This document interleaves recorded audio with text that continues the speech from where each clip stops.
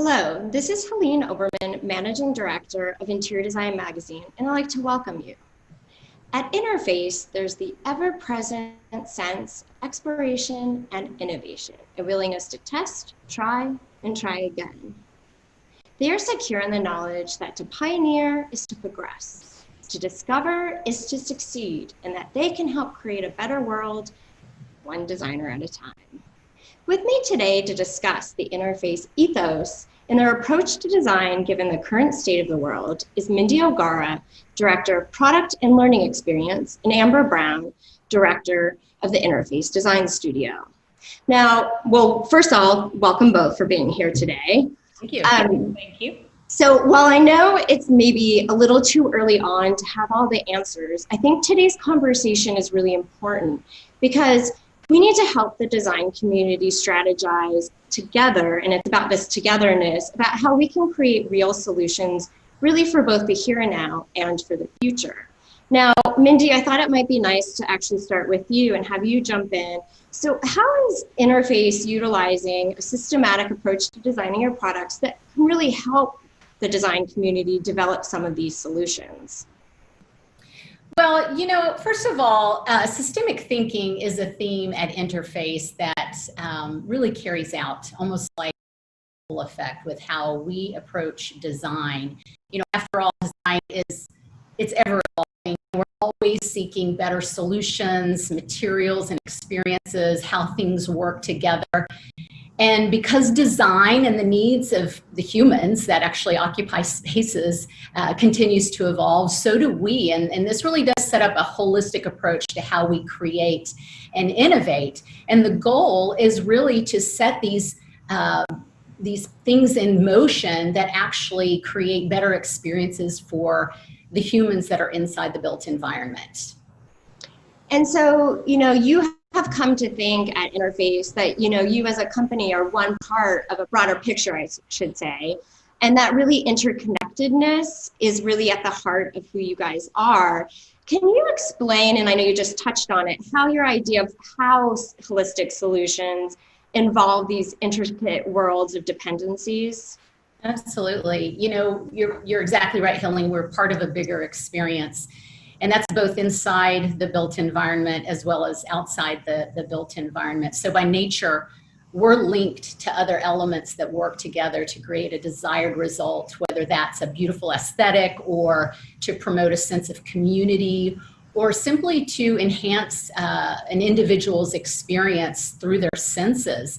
And this is especially true when it comes to material selection, especially of one of the most substantial planes in architecture, which is the floor for us, but there's also the ceiling and the walls, and how everything works together. For example, if somebody really wants to use exposed concrete ceilings or columns, it's important to think about how they're going to mitigate noise. And one way would be by using sound absorbing materials in other places, possibly the floor, with things like carpet tile or LVT and rubber that also have sound absorbing qualities. It's really just all about how things work together and in concert together, because the elements within the built environment really are interconnected.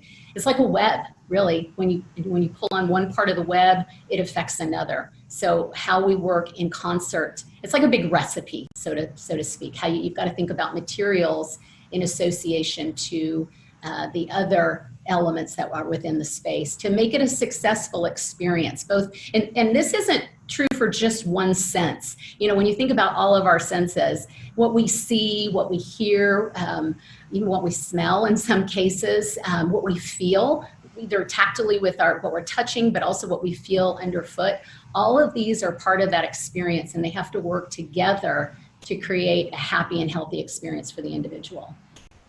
And would you say, kind of touching on this idea of materiality, so, you know, of course, you know, flooring can play a large role in defining how a space looks and how it feels, whether it's more quiet, but also can you kind of speak to this idea how flooring can also help define how it functions, right? So the materials that you may select, so whether it's your carpet tiles or your LVT or rubber flooring, can also really help determine the behaviors that happen to be on them.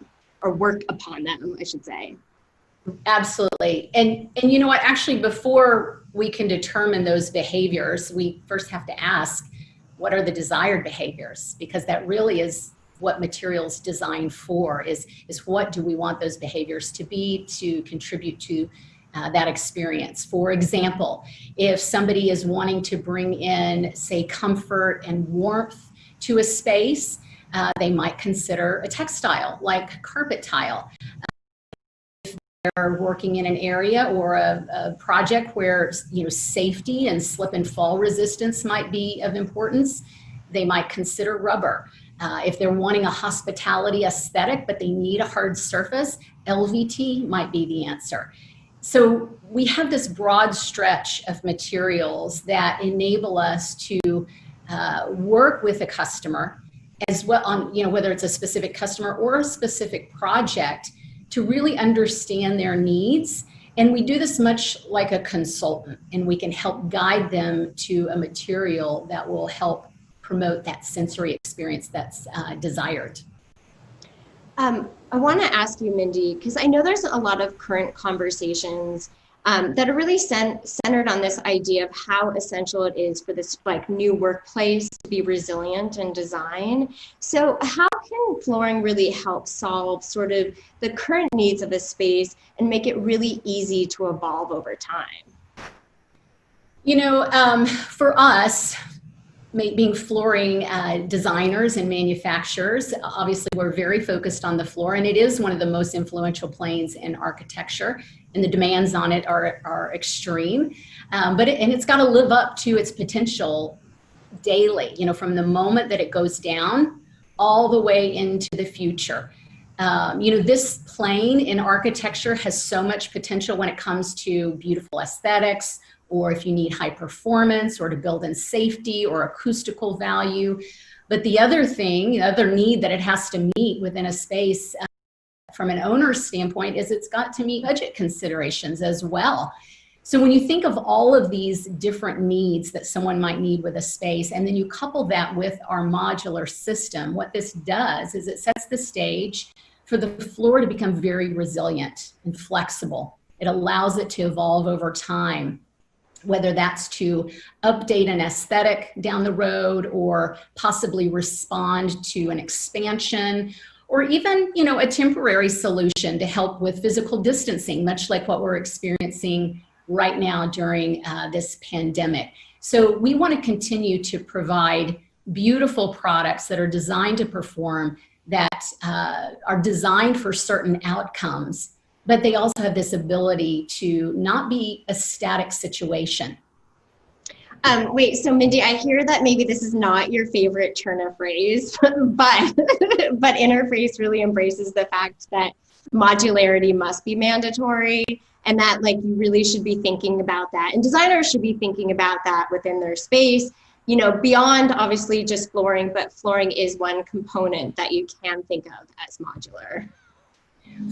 Absolutely, flooring is one component, and actually, I love the word modular. That it is mandatory. You have to put that into context. Yeah, it might be mandatory if you want intelligent, beautiful results, but it's not forced. It's a choice, and the way I look at it is, when you understand systems thinking and how modularity works, it just becomes so smart that it makes so much sense to use it. And, you know, I would love to think about going back to this idea of sort of interconnectedness, and it's really important. It's obviously thinking about how an individual connects with their space, but also obviously thinking about how the pieces and furniture and furnishings within a space are interconnected. I mean, would you say that, you know, creating a much more interconnected environment will really help, you know, the development of individuals to be much more successful in how they work within a space?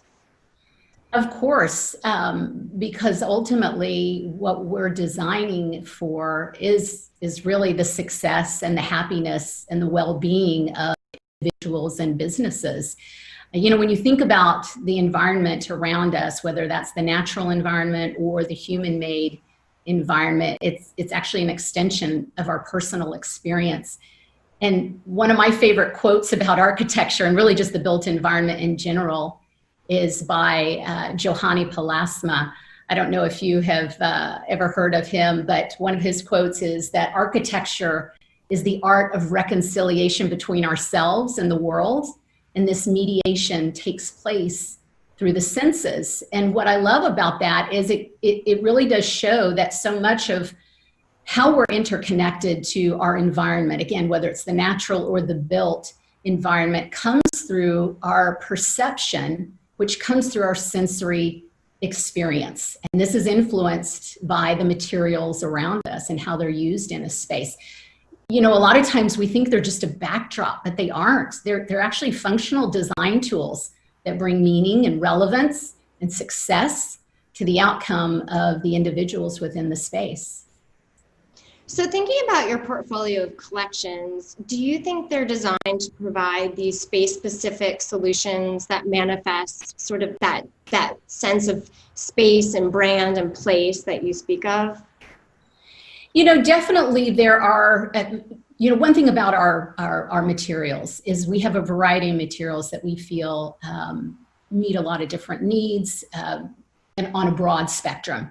And there are going to be times when those individual materials are exactly the right thing for the right space.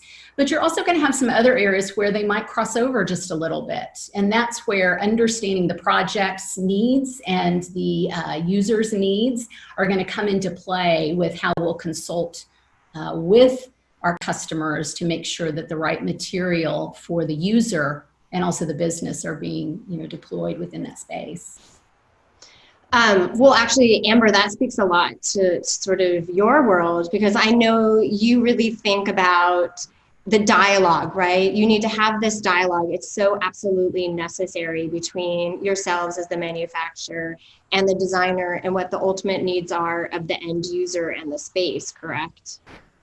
Absolutely. So, you know, we start every project with exactly that dialogue, that collaboration between our in-house designers and our customers and designers at various firms to really understand the needs of the space and figure out how we can take our portfolio knowledge and combine that with their vision of the space and the needs of the space to really help them bring that to life and to create those different places and spaces throughout, whether it's a focus area or a respite area or a collaboration space or a more social space.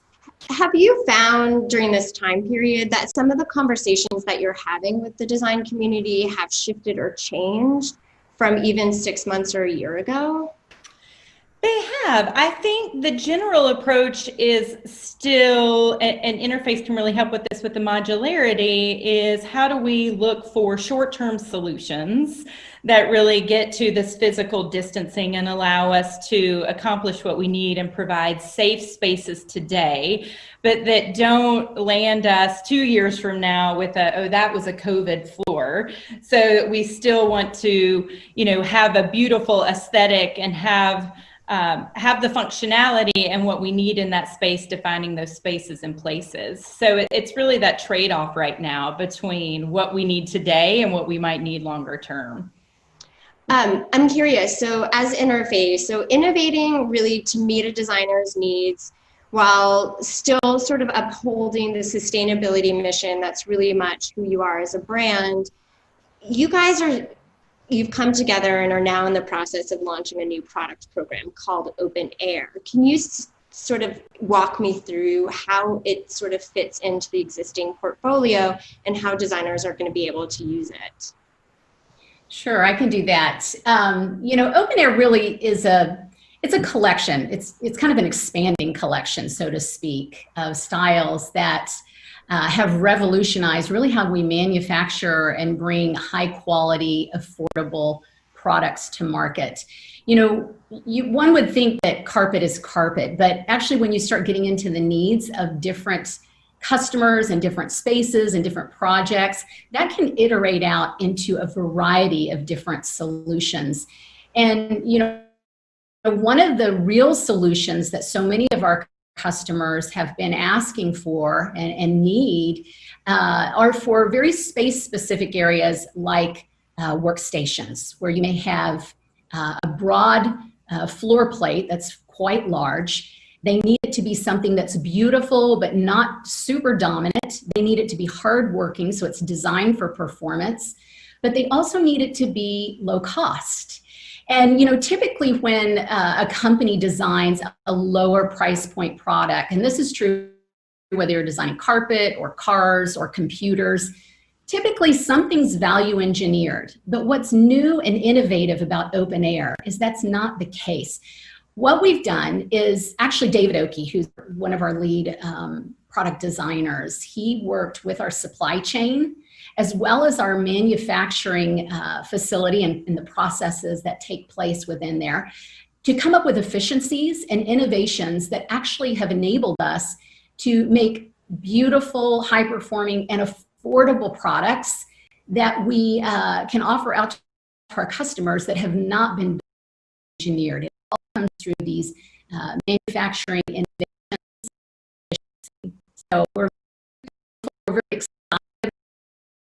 Our customers are really excited about this because it definitely fits a need within the market. And so open air and the products that are going to be part of this program will really work seamlessly with the existing portfolio for Interface. They correct? will, because one thing you can do is obviously, because this is kind of a big recipe, as I said earlier, right? You may have one product in one area that is maybe a little bit more simplistic in design, but then we'll be able to come in with other either carpet tiles that work as accents or more premium carpet styles like our Floor brand, which is our consumer brand, possibly even mixing in other materials, LVT and things like that. So together the materials can work in concert to fit needs from price point to aesthetics to performance. Again, there's so many different things that have to work together in order to make for a very successful floor for a customer.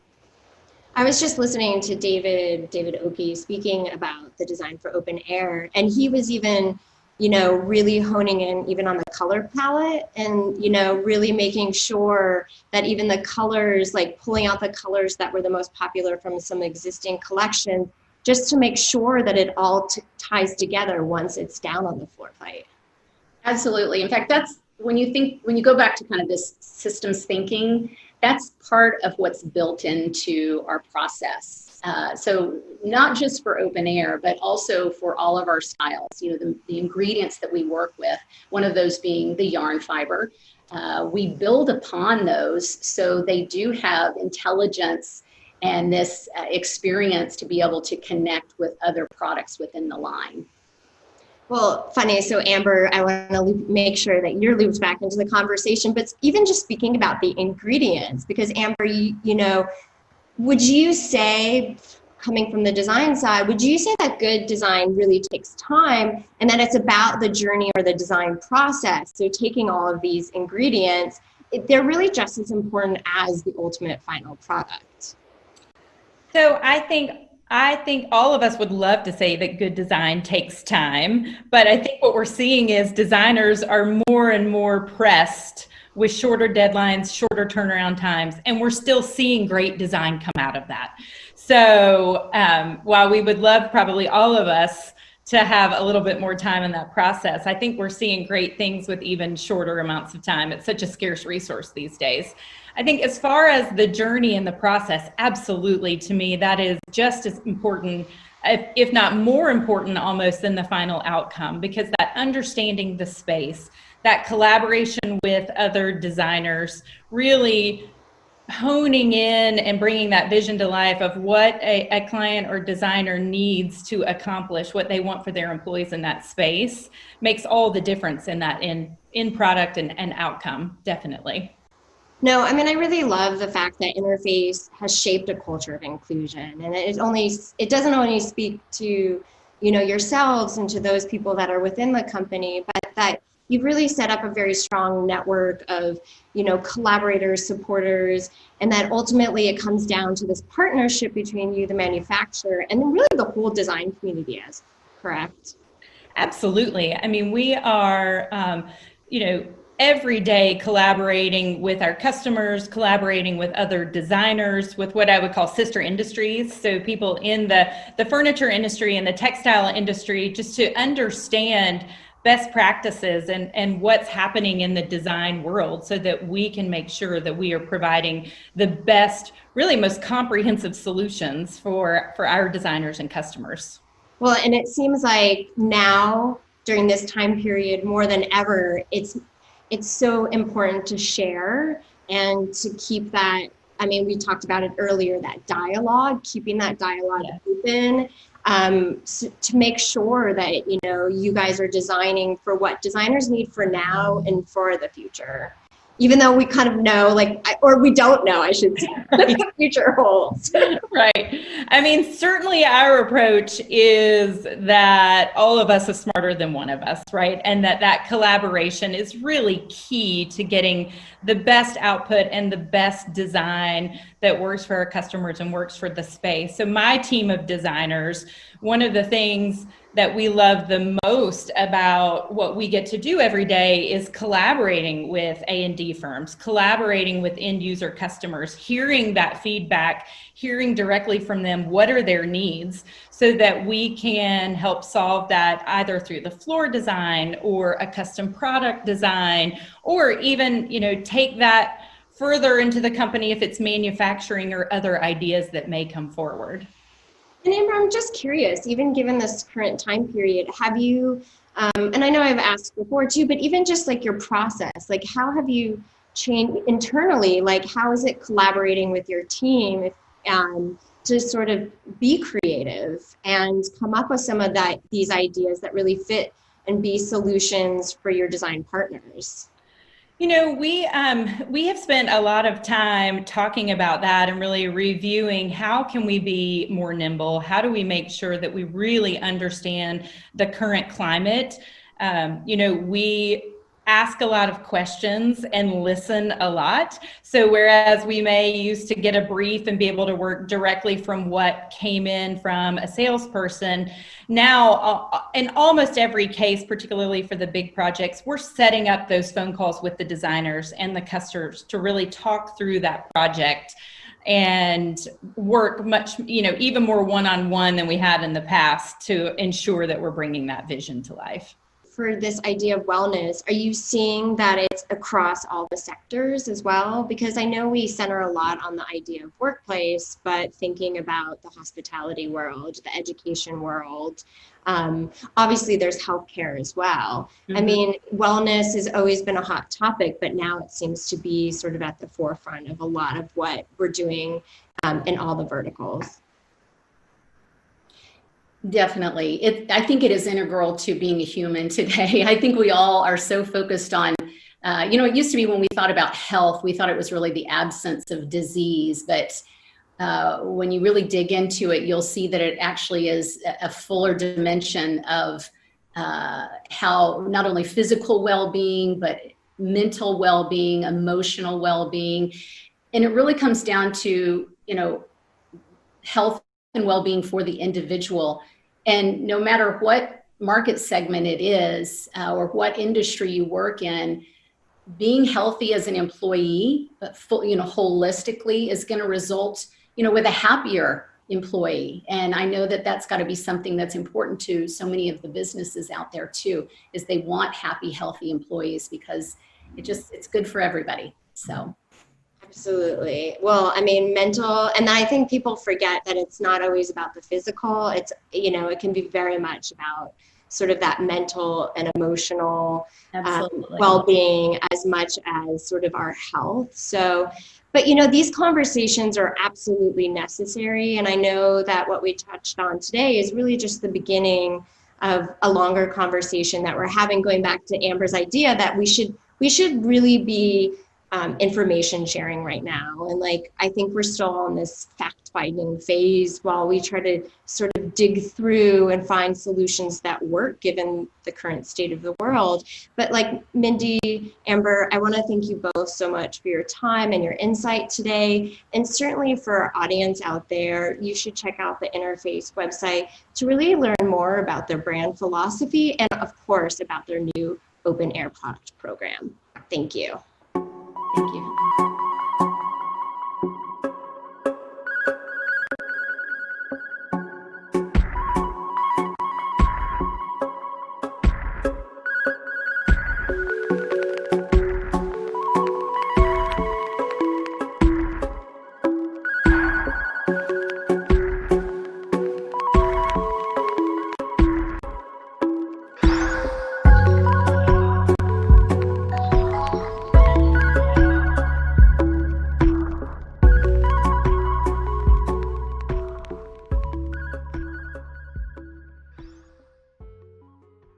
He is a lover of blue and white, stripes, and big white houses, amongst many other stylish details.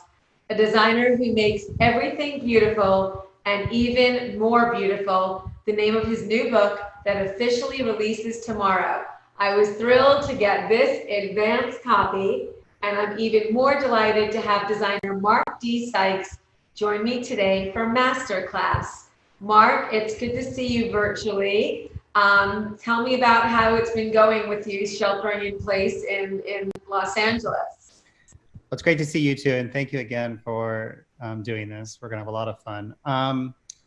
You know, Los Angeles, I was just talking to a client actually about 10 minutes ago, and I just feel like we're kind of getting used to the new normal. So I think that, you know, it's everyone has masks on and we're social distancing, but we're getting on with life and getting on with work and doing all the things that we need to do. But slowly but surely, it's feeling better. And I don't know if the feeling better is just the mere fact that we kind of have to get used to it, which we are. So.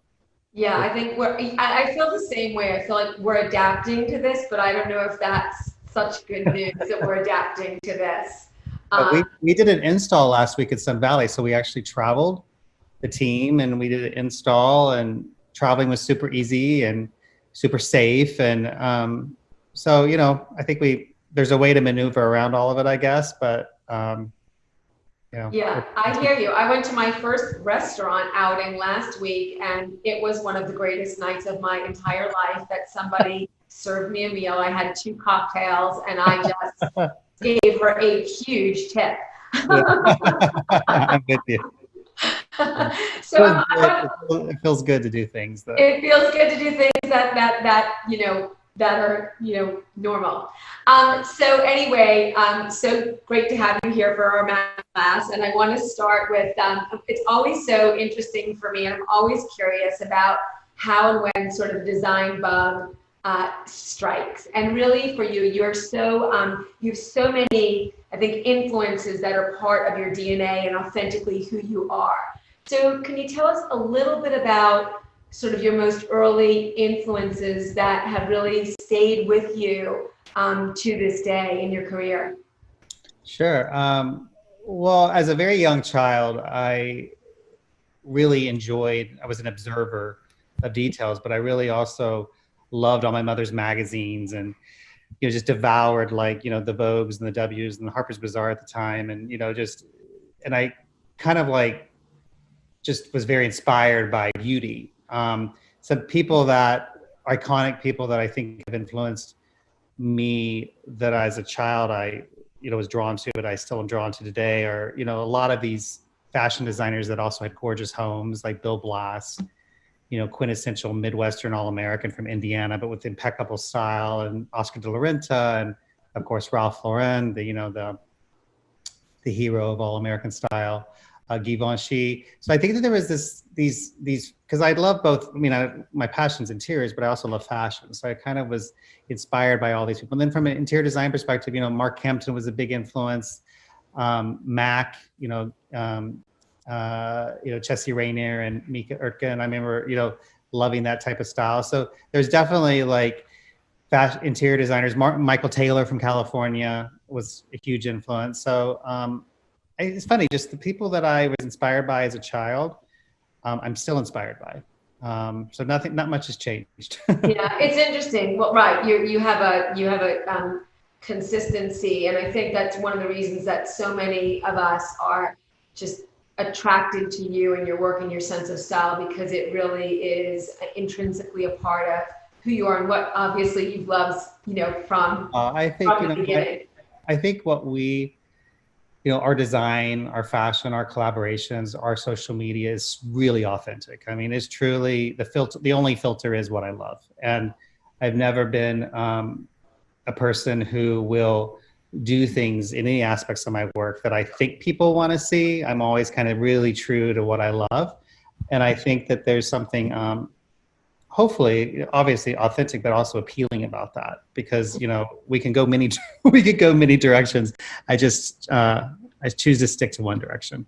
Yeah. Well, it's interesting. I'm not a lover of trends. It's really easy to fall into that, both in fashion and in interiors. And, doing some research ahead of our discussion, I read somewhere that you described yourself as being both a minimalist and a maximalist. And I think that was super interesting. I really thought about that like that, And, it's interesting because I know that you love, for example, the simplicity in style of, let's say, like the late Carolyn Bessette Kennedy, right? But, and you also sort of like in your like persona, the way you dress, it's very simple and edited. I always think like, oh my gosh, I need to like adopt that look. But then your work is also incredibly layered. I was looking through your new book, which is congratulations, it's beautiful. And there's so much layering, yet there is sort of, it's very appealing. So talk about sort of this love of both minimal design and maximal design, if you will. Well, I mean, I think the key word in both of those is timeless. So I think that there's a minimalist style that's very timeless. You mentioned Carolyn Bessette Kennedy. I mean, you look at pictures of her today, pictures of her from 20 years ago, they would look like they're from today. So that, I think I also grew up in the 80s, and there was that whole like era of like Halston, then Calvin Klein. I mean, there was a whole like this minimalism moment that I'm super drawn to, like simplicity. I think it's serene. I do think there's a classic quality about it. But as a decorator, I also really gravitate towards more is more in many ways. But I think the key filter for either is they just need to be able to have looked good 20 years ago, look good 20 years from now. I do think when it comes to fashion, I think I am a little bit more simplified personally, as well as what I find attractive as well. I think women look beautiful in all black or, in all navy. I think that there's something about that when you look at like Carolyn and, and Jackie and all these pictures of people that I really have gravitated towards. There's a timeless, minimal fashion style, I think, to them that resonates with me. But again, that's just what I love personally. But. Yeah. So Mark, you've had tremendous success as both an interior designer and also as a product designer. And you've done so much work. We'll talk about your collections, but what's sort of the most gratifying part for you? It's all creative. There's a process behind both of those, as well as a business. I know you run a really tight ship, but in terms of the creative end of what you do, talk a little bit about what turns you on the most about that part of the process of what you do?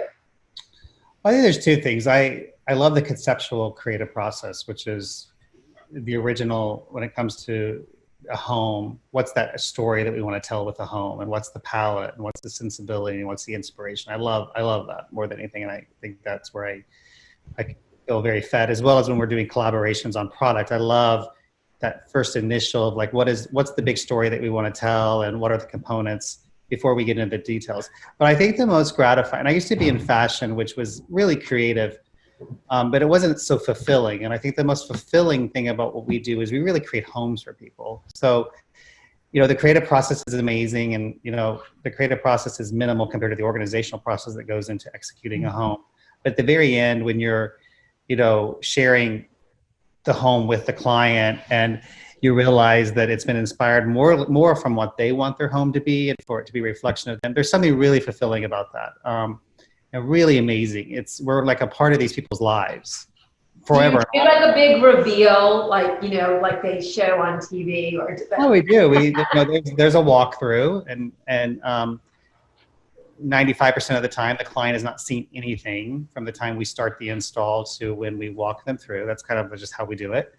And they love it. You know, I think that, you know, obviously 80% of what they're seeing is stuff that they've already like signed off on, and, you know, through proposals or whatnot. So there's not surprises, but they've never like seen it together, and they've not seen all the layers of the accessories and the flowers and, you know, everything like that. So, you know, I got a message from a client who's in the new book yesterday, and, you know, it was the most beautiful thing about, you know, they read the book and then they had, you know, talked about their personal journey with us and like how much it meant to them, and, you know, how we are, you know, we were always a part of their lives, and every time she enters a room, she thinks about us and what we've done for them. And I think with COVID, it's even more, that was her message, it's even more important. So that's the stuff that means the most. So yeah, it's meaningful. It touches you. Yeah, it touches you. It's just, it makes it, you know, not just a job. And I definitely, you know, can see that that's being incredible. Yeah, we feel like, you know, we're making a difference in the world a little in our own little way, which is also feels good. Well, we both agree that beauty is super important. So I think we both agree on that spreading beauty at any time, especially this time, I think is something that some people think that, you know, they take it for granted, but it's so important. It really touches so much of your health and your happiness and all of those things. I want to talk a little bit about your product collections, because they've been much celebrated with Soane and Merida, Annie Selke, Hudson Valley Lighting, and most recently with Chaddock. You have a beautiful furniture collection that debuted earlier this year. Talk a little bit about how you approach product design versus interior work, because there's not really a client per se that you're, you know, pleasing, as you had said, that you have to satisfy. Do you have a client in mind when you're designing, let's say, furniture or lighting, and, you know, how is that process a little bit different for you? Well, I think when we're designing product, I feel like I'm the client. I think that the first place I always start is with what am I, you know, what am I always looking for, but that I can't find? That's one key thing. But then I also think about when we're designing product, how all of the products relate to the bigger, broader story of who we are and what we love. I'm very, you know, very focused on, if we're doing lighting, I want to make sure that the lighting that we design can work in the same room as the furniture that we're designing. And, you know, even though they're all with separate companies, I do think about that holistic, you know, completing the story. So how that's different is that I feel like, you know, it's more of a studied case on, you know, what I love, and then what the consumer loves. We do a lot of work on consumer research with each of the brands that we work on, really understanding what they sell really well and what, you know, what drives their sales, and, you know, make sure whatever we do is not duplicative of what they already have. So there's a whole business, which, you know, you could, from my retail background, you know, that kind of where all that comes from, but there's that whole part of it. But then mostly it's just really driven on what we're looking for that we can't find, and really around classics. And then a client's home is more specific to that particular client, you know, what they want their home to feel like and look like, and what are their personal belongings that they're bringing into the mix of the home, and what colors do they love, and, you know, marrying that with what we can provide. They reach out to us for a reason, so they really want us, obviously, to, you know, influence most of it in many ways, but it's my job to make sure that those two stories come together and create another story. So I feel like, you know, the way we design products is a little bit different than how we do at home. But it all starts with the story. You know, I think everything we do hopefully has a story. And that's what we're storytellers. So do you mood board it more, like for chat? Like, I'll give, you know, let's talk about chat because that's your most recent. So, you know, you're going to go in. I mean, do you go back, you know, when you're first starting, what, you know, how do you actually get, you know, do you search for inspiration shots, or do you just create sort of, you know, a big mood board, and how do you kick that off? Well, they're all different. You know, with the furniture over the years, I've torn out tear sheets. I've shopped for antiques. You know, I've taken pictures of things that I've found that I've loved over the years. So there's always this thing. But, you know, I'm very strategic in the way I approach it. So when we designed the furniture, you know, I first started with like all the things I love, and we have a team of people here in our office, Wizard, who, you know, helps sketch everything out, Doug, who helps with all the strategy. And, you know, we really kind of put everything up on a wall, and then we start, you know, it starts informing what's the story that we're going to tell. And I'm really into big ideas. So like, you know, I want to make sure that we can, when we're designing a furniture collection, that not only is it flexible where you can do multiple things with it over a period of time, you know, in a market situation or in a photography situation, but also want things to resonate. So we always like identify whether the big idea is cane, or if it's, you know, painted, or whatever it is that we're identifying big ideas. So I feel like with Chaddock, it was more of like a deck with words and a strategy, and then a lot of sketches. But then when we did something like Annie Selke, it was more, you know, image driven. Like we wanted to tell like an East-West story. We wanted to tell like, you know, East Coast was like, you know, chambray and checks and stripes, and then the West Coast was more of the embroideries and the bohemian. And so we had visual representation of what those were separately, but then what they look like when you brought them together. So, you know, we approach it differently. For a client, it's really mood board driven with like you know, inspiration pictures and exact specifics of like the furniture spec and the lighting, and then the fabrics and the trims and, you know, everything. So they can really see the vision of like what one room looks like, and then what multiple rooms look like beside each other. So we approach kind of them all differently. And your newest baby, your book, More Beautiful, which comes out tomorrow on September 1st. Congratulations. I'm sure it will be top of the stack, as you like to say. And tell us about that process in terms of putting that together, and what are you most excited about for this second book? Your first book was really wildly successful. Well, you know, the book kind of presented it. So the second book kind of presented itself. You know, we photograph everything kind of after we install, so we always have like lots of images, and I really wanted this book to be a continuation of the story from Beautiful, you know, hence More Beautiful.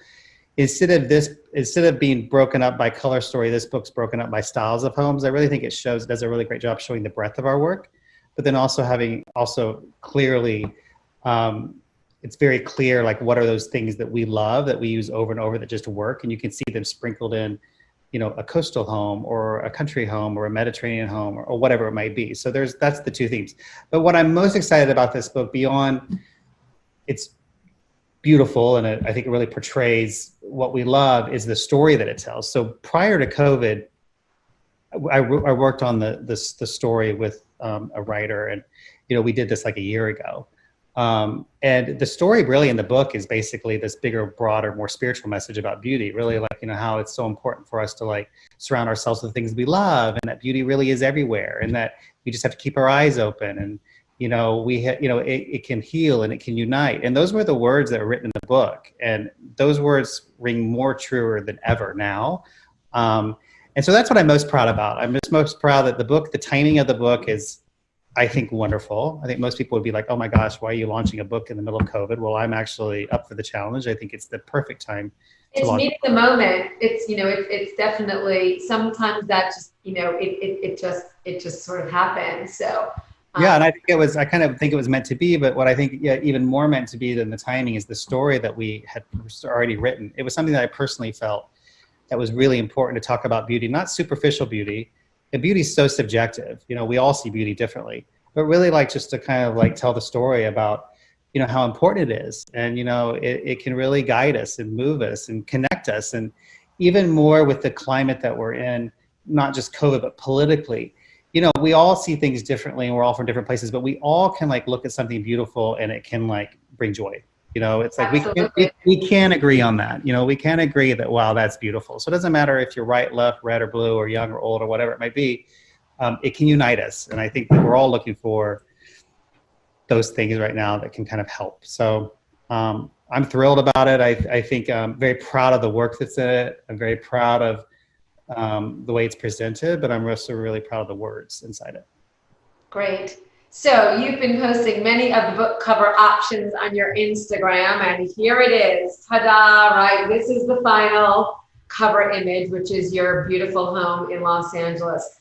How did you select this final cover image? Well, was it a prop by committee or? I mean, I think anytime you're working with an agent and a publisher, it's a team effort of what you want it to be personal, but you also want it to be super commercial, and you want it to be appealing. And I always think about like, sitting on a table, what it's going to look like, etc. So I think it was a team effort on picking the cover. I mean, I had one other personal favorite, but this is where we landed. But now I'm really happy with it. And I also love that it's our house. And I don't know, I mean, it really wasn't conscious, but the first cover of the first book, Beautiful, is looking from the outside into this particular room that's on the inside, is on the cover of this new book. So, there's something nice about the story that it tells as well. A little bit of a transformation of same room, but a little bit of a different design aesthetic and a different feeling. So that's kind of cool. And I think so many people connected with the first book. So I think it's going to be that something familiar about it, which I think was nice. Great, I know, and I love this. I love the size of both of the books, like the perfect size. Not too big, not too small.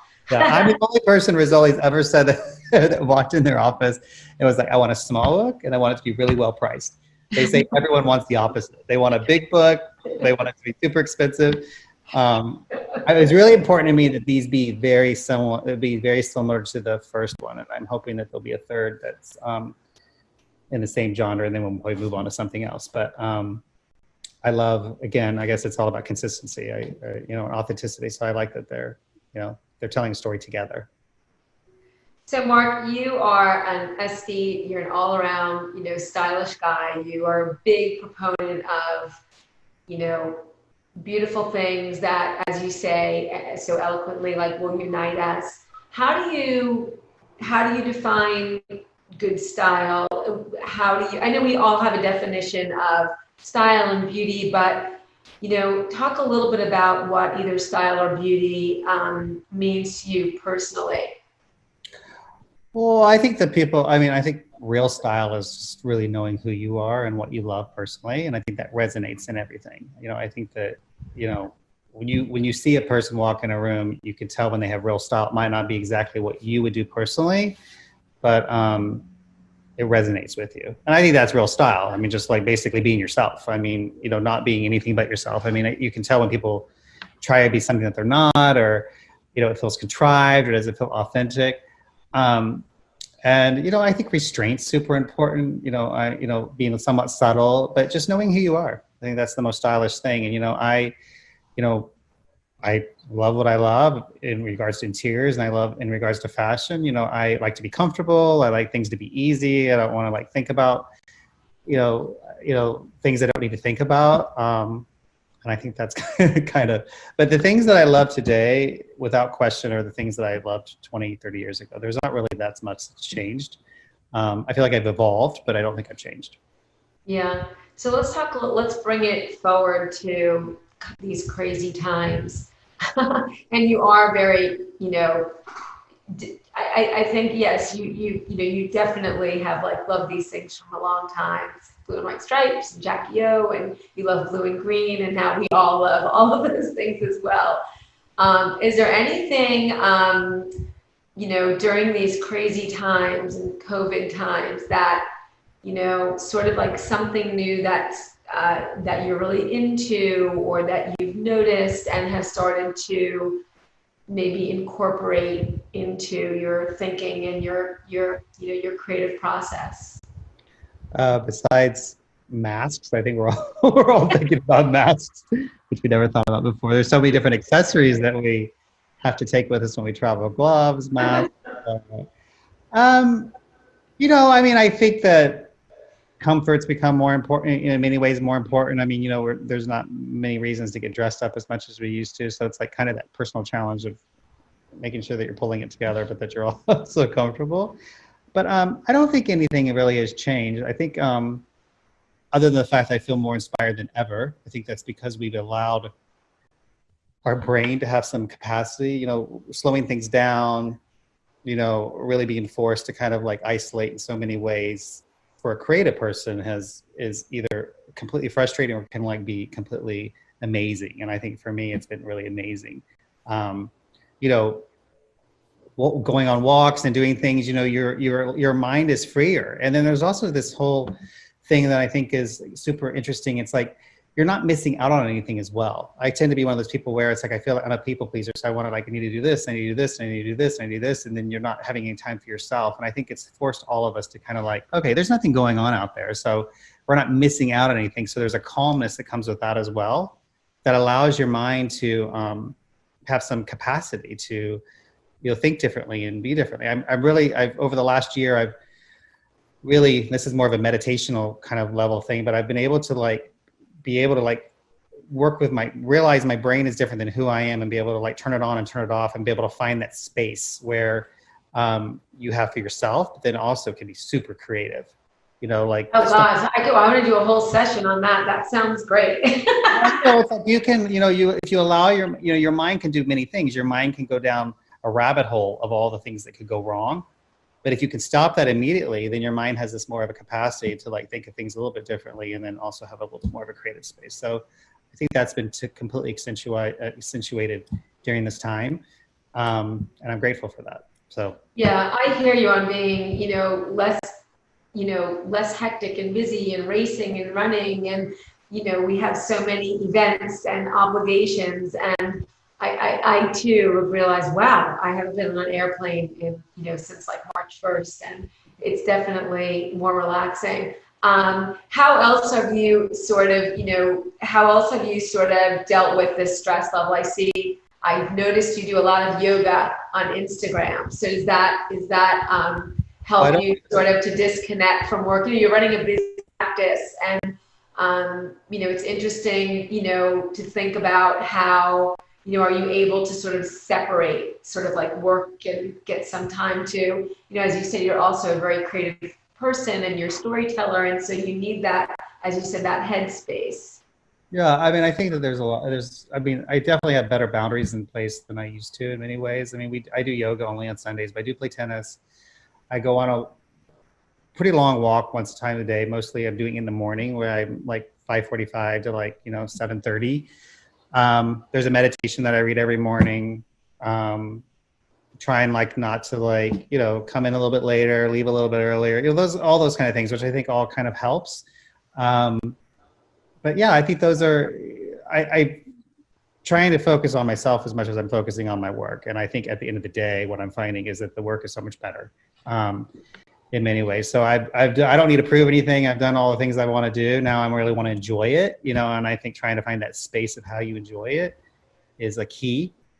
So I'm enjoying the new book, and I'm enjoying these new collaborations. I'm enjoying all of our clients. And I think that's special, because that's good. And also interesting, because it brings me to the last question, which is so funny, which is like, what's next for Mark D. Sikes? Because, right, I'm glad you're relaxing, Mark, but we need to know what's on the horizon, and what we can expect to see from you, whether it's a collaboration. So I'm not sure if you can, I know the book is coming out tomorrow, so that's huge. But after that, is there anything that you can share with us? We always have there's always a million balls in the air, but we're very excited about the book. We're also very excited about all the progress that we're working on throughout the country. So, that's exciting. We are a firm that does most of our work outside of California, which is really cool. You meet a lot of new people and vendors, and completely inspired by different demographics in different parts of the country. So that's really cool. We're doing Kips Bay, Dallas this year, which we're excited about. I'm doing the living room. So that's actually opens September 24th. So that's right around the corner. Very excited about that. I've done 3 rooms with Kips Bay. This will be my 3rd. So I feel a connection with that organization, and I think they've done amazing things for the design community. So we're really excited about that.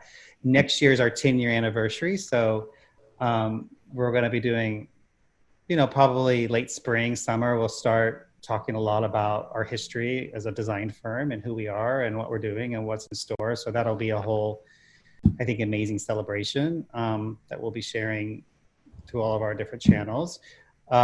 We do have some new collaborations coming up that I can't really talk about, but we have a new collection with Schumacher coming out, which is going to be more of an indoor-outdoor collection, which is a part of our DNA, which we're thrilled about. We have a new lighting collection with Hudson Valley, a second one, and then we're doing a whole outdoor collection with Troy Lighting, which is a subsidiary of Hudson Valley. They're all under the same umbrella.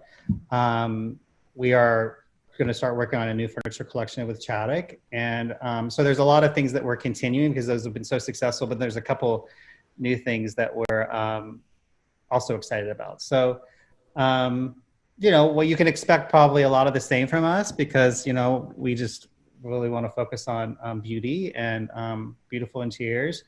But those are kind of the immediate things. I'm really excited about the anniversary. I can't, in many ways, I can't believe it feels like it's been 100 years, but in many ways it's like been a day. So it's going to be really fun to kind of really showcase what we're about and what we love and a little bit about the past and more about what's going to be happening. So yeah, it's a great milestone. Well, congratulations to you, Mark, on the book and to all your great success and for really imparting beauty out into the world. We love what you do. We love you. And I was really thrilled to have you join us for Masterclass. Oh, thank you. Thank you for all your support. I'll never forget also how this all started with us when we did the Greystone Mansion Show House. And that's when I first really met you. And, we've together been creating beauty ever since. So thank you for all you've done too. It's my pleasure.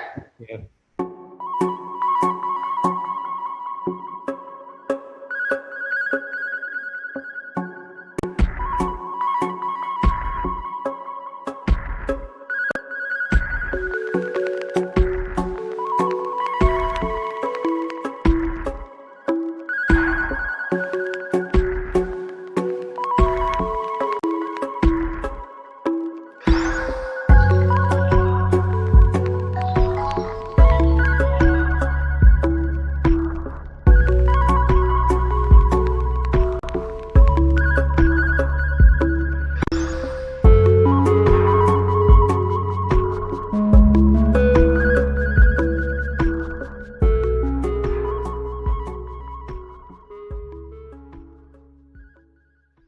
Hello, I'm Helene Oberman, Managing Director of Interior Design, and I'd like to welcome you.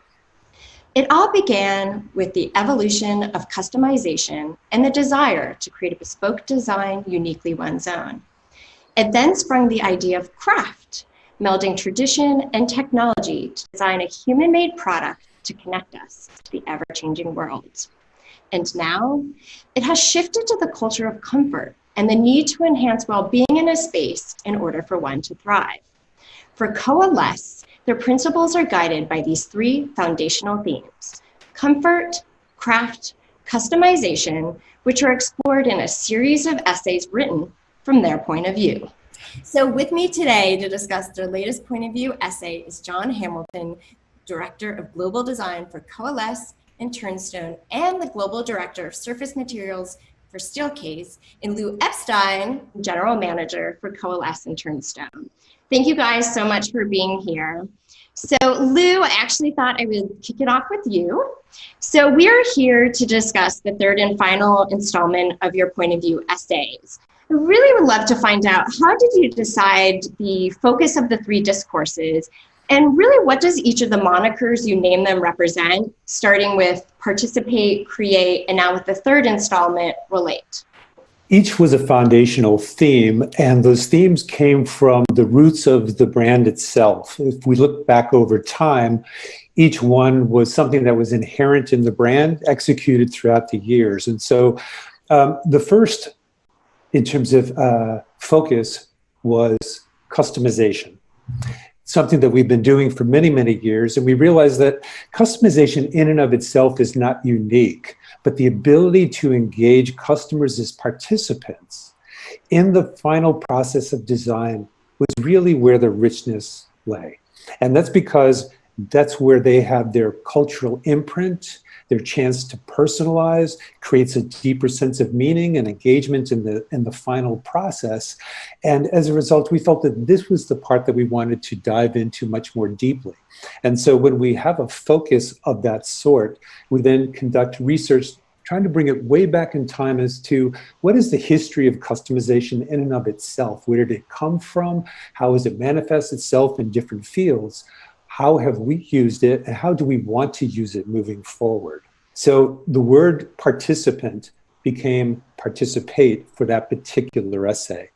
The second one, create, was built all around modern craft.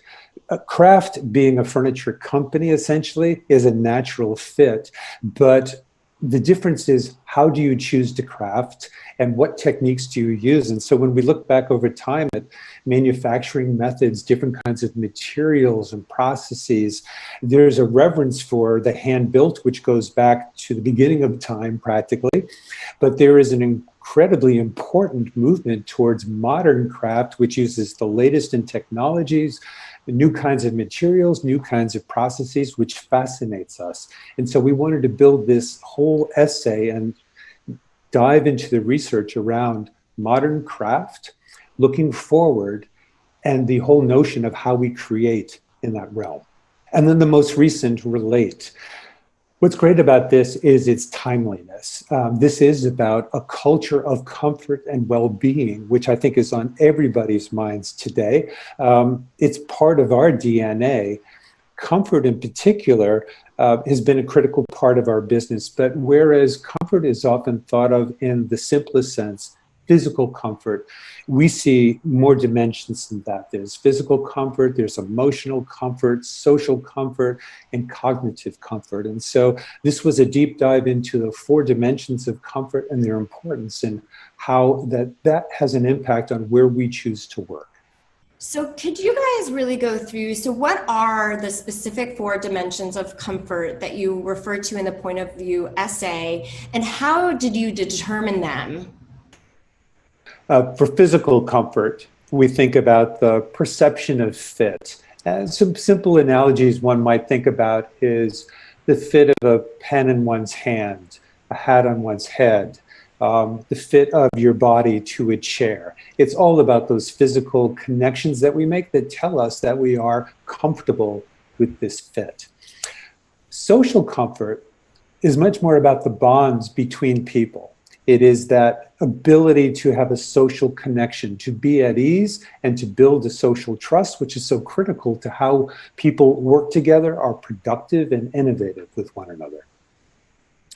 Emotional comfort is much more about what's in the heart. It's those parts of us that enable us to be more adaptive, more resilient, more empathetic. And it's a critical part of how we interact with people in the workplace as well. And then lastly, cognitive comfort. Think of this as the head. There are times when you need to be alone, focused, productive, of course, but you are uniquely in a creative or reflective, contemplative zone. And then you can also have the same laddering up on ideas with other people. That cognitive comfort is critical to being productive and how we get things done with one another in the workplace as well. And all of these different dimensions of comfort have to do with how we relate to ourselves, with one another, and our surroundings. Thus, the title, Relate. So kind of speaking about this connection, obviously, between comfort and wellness, I mean, certainly given the current condition of the world, I think we've all been very conscious. And it's interesting, Lou, because you were saying how this was written pre-COVID, but really speaks and is at the heart of what's happening right now. But we've all become much more conscious about our surroundings are really impacting our health. And because of this, do you find that the conversations that you're having with your own clients and with designers has really shifted away from the idea of well-being, or maybe the use of the term well-being, really to this idea of safety in our spaces? I feel like the conversation hasn't shifted, and it's actually even more emphasized on well-being. And I feel that because safety is a component of well-being, I think to truly think about somebody's well-being, you're thinking about their psychological comfort as well. And when you're thinking about making somebody feel both physically and mentally safe, it's really addressing that desire to think about their well-being. And so since we've been talking about well-being, since people are more interested in well-being, safety is a greater component of that. And it feels like, as people have brought up this subject of, hey, we need to be thinking about safety in the workplace, it's actually emphasizing this thing that we've been talking about, which is the need to address well-being in more ways, and that it's more topical and it's a greater conversation to have now with people. I mean, they're more open to it, it seems to me. So what's so interesting about this time when you think about safety, and John and I were just having this conversation today, safety, turning the clock back a ways, was about OSHA requirements. They were very fundamental sense of safety. Today, the difference is you have a lot of activity going on in the world around the science behind safety because of the pandemic and the need for a deeper sense of safety. So those two have a strong interplay, and that's what's changing the dialogue today in the market. So safety has broadened in its sense of what dimension of safety now are we talking about. It's like a new lens on comfort, and it's a really important one for us all to be talking about. So kind of continuing that, so with the focus of the most recent essay being on this establishment of comfort, specifically within the workplace, have you found that there's like a clear distinction between this like state of being comfort or comfortable and the state of being at ease within a space? I think that, so I like this quote that I heard a long time ago, and it was this idea of happiness is not about having what you want, but wanting what you have. And for me, it kind of relates to that, where it's, comfort and ease, is something that, you're trying to get into. And it's this state of being that's created from all of the things around you. And it's the people around you, it's the things that you're using, it's the influences, from outside that are coming in. And I think that that's what this is about. It's this idea of how we balance all of those influences to make somebody feel more at ease and comfortable in their own skin. And when you have that they can be a better them. And when they're a better them, they're better at work, they're better with others, they're more generative, they're more collaborative. They're all those things that we know helps work happen in the ways that employers want it to happen. They want to innovate quicker. They want to be more competitive. They want to really support their people at the workplace. And I think that a lot of really kind of progressive companies are thinking that way because they know that the more they take care of their people, they'll have a return on that investment. And so creating spaces that people feel at ease in and can create that state is a benefit for everyone, I feel. Mm-hmm. Lou, I want to direct the next question to you, but you asked this specifically within the point of view essay, and I'm going to read it just so I don't get it wrong, but how can workplaces become a better source of well-being, unique from other spaces where we might work? I mean, that seems really poignant right now given this time period, but do you find that this question will hold much more significance in the post-pandemic world? I do.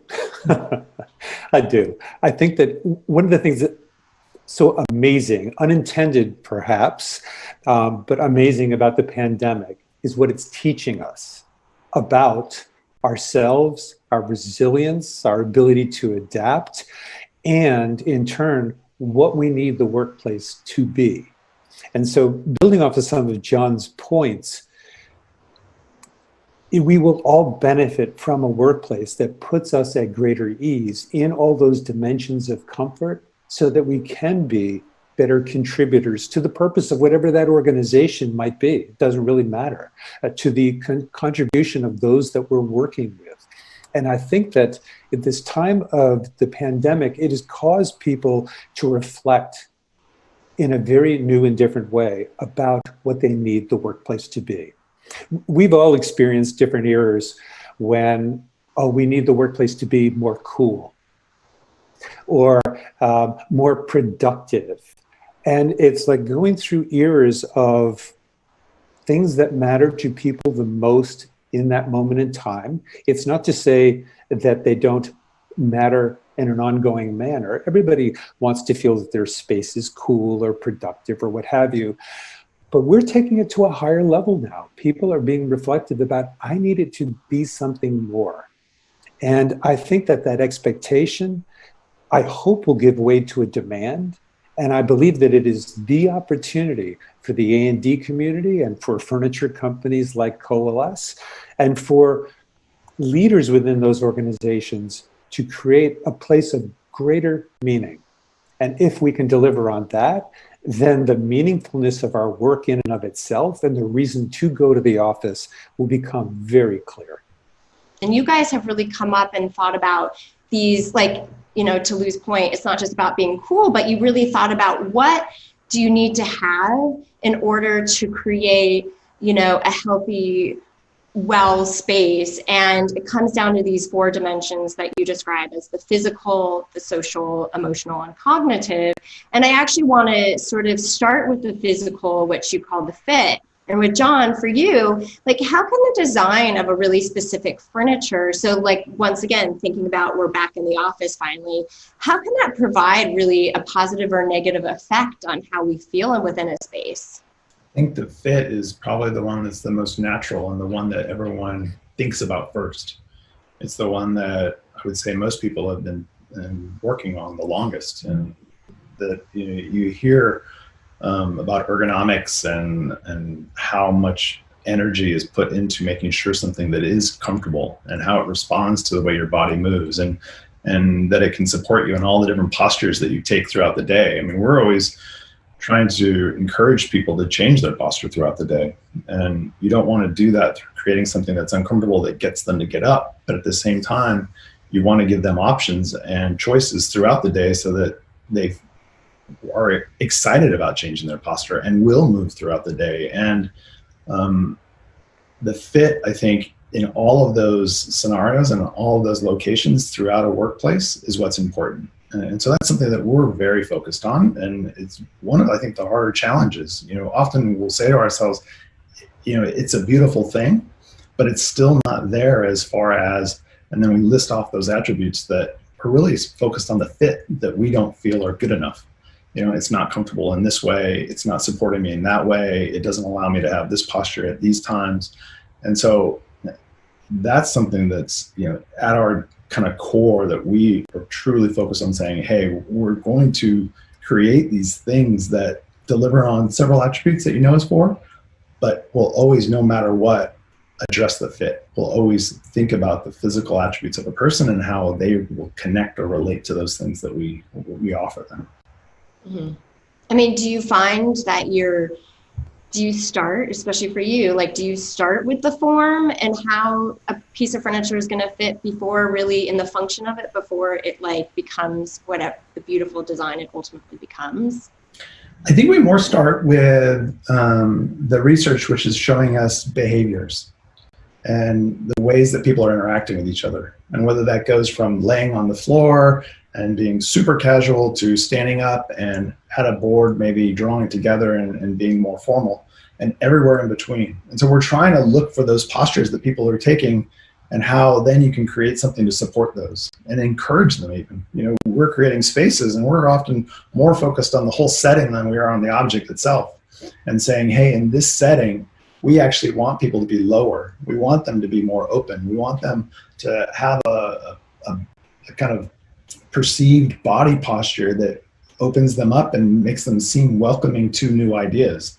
And then in other ones, we say, no, we want them to be upright and more active. And the more active we can make them, the more we can get them together at a whiteboard being generative at the same time. And so, you know, really we're looking at activities and the nuances of what people are trying to do at work that then drive, okay, now the shape and the gesture of the thing can be like this, and we can then produce it in ways like this that then will support those things. And so we usually don't start with a stylistic sketch as much as a, hey, I want to have a person like this in space, and then how you might do that. Mm-hmm. No, it's interesting. So, because that definitely speaks to like the social aspect of it, which you call the bond, right? It's really about the idea of collaboration, which we know is such a hot topic. And, you know, and the idea that like we're trying to encourage as much collaboration as possible in the workplace. And maybe that's something that's been really hard during this time period too. It's not always like instantaneous. Everything right now during this time is like everything's set and predetermined because we have to do that invite for the Zoom and everything. But it just makes me think about, you know, during this time when we're all working remotely, people almost seem starved for human connection and maybe lacking the social comfort that you guys really find that is important to have within a workspace. And so do you find that like when we go back, will like designers like uphold social connection maybe as, you know, maybe the key thing that we need to sort of uphold when designing what the new workplace might ultimately be? I love that question. I think that's exactly right. For me, that's why I want to go back. Right. And I think we've all taught each other that we can do focused, concentrated work at home, you know, in a closet, and, you know, a lot of different locations, as long as I have some video and I can talk to you in a very kind of, you know, open and candid way. But there's this bit that's still missing, and it's that social connection. It's the proximity of truly understanding all of the nuances of, you know, the feedback of your body gestures and seeing you smile. And I think that when we go back, and we're going to go back, we're going to want to be near each other and not only having a cup of coffee with each other and building that trust again, and you know, truly understanding people on a human level, but then also being, you know, in a space where we can be generative and we can build on each other's ideas. We always say laddering on. And so one of my favorite activities is where we draw and somebody else's draws on top of my drawing and somebody draws on top of that. And it's this, the thing gets better together. I think that the thing that Lou and I have talked about a lot is this idea, if the task is something that I can do by myself, then I can stay home. I can work on an airplane. I can work in a lot of other locations. But the tasks that we're really being asked to think about now are harder than that. They're these tasks that really often now I can't solve by myself, and I need to be with others to solve them. And it's that energy that you get when you're there in proximity to somebody, that when you say, hey, X, and they say, oh, yes, Y, and then someone else says, oh, no, Z. And at the end, you have this thing that you wouldn't have gotten to by yourself, which is much better. That to me is the magic and why we're going to come back and why I want to go back, right? Well, it kind of like, I think the two dimensions that you speak of that are very interconnected, at least when I was reading about them, is like the social and the emotional. And like for Lou, like emotional, what you call the heart, like, do you find that really the optimal space really is one that fosters creativity, which obviously is when you're having this like human connection, is when it like literally puts someone at ease, makes them comfortable, but they really still, you know, support that strong human connection that we all crave. Yeah, absolutely. One of the characteristics of that sort of emotional comfort is the ability to be empathic. And being together is that moment. If we were to take John's comments and break it down, there are wonderful connections between the social comfort that he was describing, the emotional comfort one needs to be successful in that social connection. And even when John was talking about the laddering, that's a great moment for how we might think about cognitive comfort. Because cognitive comfort, when alone, that might be, as John said, if I can do it alone, then I can go focus and take care of it in my home, on an airplane, or what have you. But if I'm collaborating with others, and it's about cognitive comfort, then I need the ability to ladder on. And that is the difference between being, as some people sometimes say, oh, he or she, they were so in the zone. And they're talking about it like a singular effort. But imagine when it's a group effort, they were in the zone. That's what John was describing in terms of that laddering on. And you see it in musical groups all the time, but you can also hear it when people say, That was an amazing conversation. We were so productive today. I said this, and then he built on it in this way, and she said that, and then we came out with this thing that we never imagined we were going to create today when we walked into the room. And you begin to see this wonderful interplay between the comments that John described in the beginning about, well, for physical comfort, I need to be able to support these kinds of activities and behaviors in this setting. But I also need social comfort because there needs to be a good social trust and a bond between these people to connect and be effective together.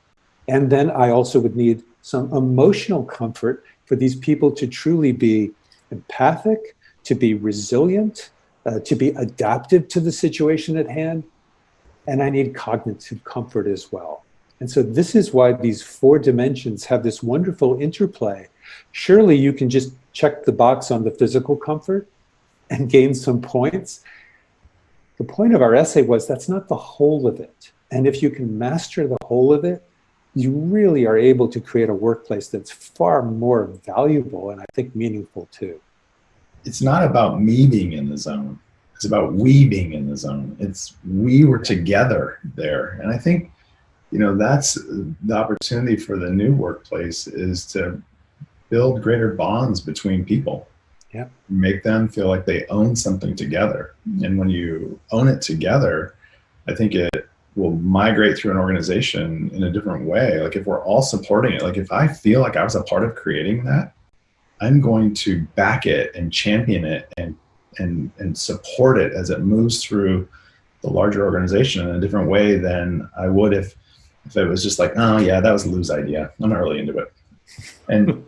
And what we have to have, you know, when we come together and you're in that moment and we were in the zone, you get that. You get that like, hey, this was our thing, not just my thing. And you just, I think, create things in a different way that are more unique, but also owned and loved by that group that make them have a greater opportunity for success. And I think that's the greatest challenge. I mean, you know, we always talk about now that ideas are easy. You know, tons of ideas come out all the time. It's getting them out, you know, getting something into the marketplace and really producible and that the market values is hard. And I think the way to do that is by having a lot of voices into something, into an idea, and those voices all make it better and make its way through the development process, which is really a tough process. It can be really difficult. So wait, I'm going to play devil's advocate for just a second because, you know, obviously the idea of collaboration and social connection is great, but, you know, there are those people that really do like that sort of heads down work. And although we've all kind of figured out for most of us, we can do it at home and doesn't need to be in the workspace. I think there should still be a space, right, within a workplace where that can happen. So how do you accommodate sort of the social setting where we can collaborate, but also sort of this area and how the two interplay where one can have their sort of individualistic, sort of heads down focus space? We don't actually talk about choice or choice in that way. We don't say or, we say and. You know, and so I think a workplace has to have greater choice and has to allow for those places that one can go to have focus and one can go to be with others. And some of those places are for building social capital and some are for building, you know, ideas. And there's times when I go to spaces where I just want to have a cappuccino with you and try and just tease out an idea and say, hey, I've been thinking about this crazy thing. What do you think? And then you say, no, that's totally crazy. And I say, okay, I'm going to forget about it. Or you say, that's really interesting. Let's present it to the rest of the group. And then we go to a different space. And as a group, we try and build it out further together. And it's about, you need all of those things. I need spaces to where I can go have a private conversation and talk to my doctor and not feel like I'm overheard by everyone in that group area. And I need spaces where, you know, my kids can call me and say, hey, I need you to come get me at school. And I need space, you know, it's like all of those things have to be there. Versus a singular, like this is the one space that's going to solve everything for everyone, and that's how we're going to be for the rest of the time. And I see the opportunity for our workplaces to be more diverse and more interesting and more supportive of our whole day. Yeah. And I think that's the interesting opportunity is to think about the whole day, not just a activity. It's like, I arrive like this, then I do these things, then I go to that, then I have to leave and go pick somebody up, and then I come back and I do this. And when you're considering all of that, then I think you're really thinking about people's well-being and their whole life and how you support all of those attributes of it, and making them want to stay and be a part of your organization. Yeah. I think I could build on that and say that in the natural world, you thrive on biodiversity, right? In the built world, you need spatial diversity along the lines of what John just described. You need those choices. They complement each other. There is no singular experience that I've had in work where it's like, I only worked alone and focused all day long, day after day after day. That's so unusual today. Instead, we have these interesting sine waves of change throughout the day. And so for each up and down and moment of either quiet reflection or high interaction, I need the right kind of space in which to thrive. Finally, really to sum this all up, thinking about how do we then create the spatial diversity within a workspace, what would you guys recommend for designers? What are like the tools that they would need to really implement how to create a space that can make someone comfortable and at ease and creative and feel good across, both the social, the cognitive, the physical, the emotional? I'll start it off, but I'm sure John will have things to add to it. I think sometimes it comes down to a really good understanding of what are the problems we're trying to solve for, which then lead to then what are the questions I should be asking, and an understanding of what's the time in which whatever this solution that I'm going to create for this problem needs to live. Let's think about things that have evolved. Nobody anticipated a pandemic. We're having to deal with it. The outcome of this pandemic is going to be, we will understand those things in the workplace that are the constants. We're not going to see much change in them. And we're also going to see the variables. This has changed forever. And through that, I think one of the things that we recognize has already changed, and you've spoken to it wonderfully, is the equalizer effect of being on video. Any number of people have had that experience before, never en masse, never the whole world being united and equalized by Zoom or Teams or whatever your medium is. That's a new kind of learning. And so I think that however we think about the problems to solve, we need to become sharper about the time, the duration in which it's supposed to be effective, and to realize I need to also be working on its next rev, or to be thinking about when the inflection point might be to think about its next rev so that it's well timed, because it's always moving, and the successful ones are the ones that can keep moving with it. So when I think about how we might be able to help designers and what designers are thinking about or might need, my gut is that they need good information. They need something that they can trust. They're looking for data and ways of making better informed decisions that connect with the challenges that their customers are giving them. Because when I'm thinking about it, it's we're talking to architects and designers, and we're trying to help them understand how to think about spaces that they're creating. And I don't necessarily think that they need help with us saying, hey, you might compose the pieces in these ways and these adjacencies and these distances from each other. But I do think that they might need more information about why we believe that these things are needed in a setting, and the activities that we've seen people trying to accomplish in those settings, and how the things that we're creating can help them solve with their customers for those behaviors and those needs that we've seen and we know that their customers probably have in those settings. I think that they also need good information about how things are cleaned, how things can be maintained, how things can be put close to each other, and then adapted to be further apart from each other, and depending on what's happening in the world and what a company's considering or concerned about, how they can help their customers think through those challenges. That's the thing that I've heard the most, is the information's changing so quickly. Like one day they say, hey, you need this type of separation, and the next day they're saying, don't use that. Actually, it's not about surfaces, it's about the air. So have better ventilation than cleanability. And then you hear these things changing so quickly that it's very hard for a designer to be the expert and help their customers make the best decisions. And I think that's what architects and designers are often trying to do, is just help their customers make really informed decisions about space and their work activities.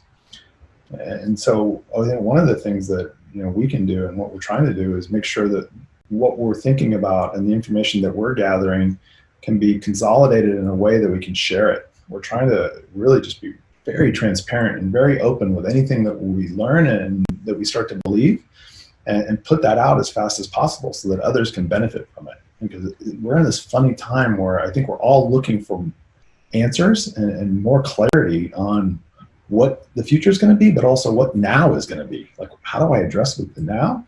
It is going to inform what I'll do in the near. But I think that the more we can be a part of that dialogue with them and support them through that, the greater off we'll be, and hopefully the greater off they'll be as well.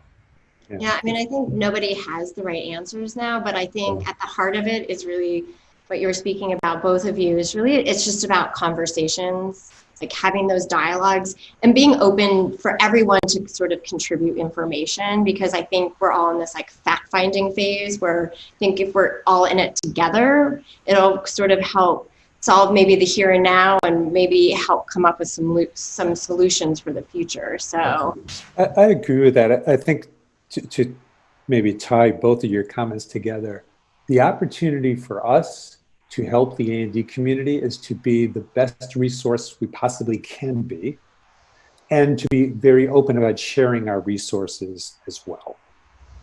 yeah, no, I think that's really true. I think we also have the opportunity to listen to them. That because what you said, we don't all know right now, it's an opportunity for us all to voice and all to contribute, and that we don't have to say we're the experts anymore. We can say, this is what we're hearing from these people. This is what we're hearing from these people. And sharing that content with everyone, I think, just helps, because then you're just having more data points that you can make your decisions from, versus, nope, we're the authority and this is how it's going to be, and this is what you should do. And I don't think we're believing that or ready to try and behave in that way. I think what's so interesting is the lens on the future has been debunked almost on a monthly basis, that I think the best thing we can think about is, what is the foreseeable now? And just say, and that's as good as it's going to get. Let's continue to share information and apply it as best as we can.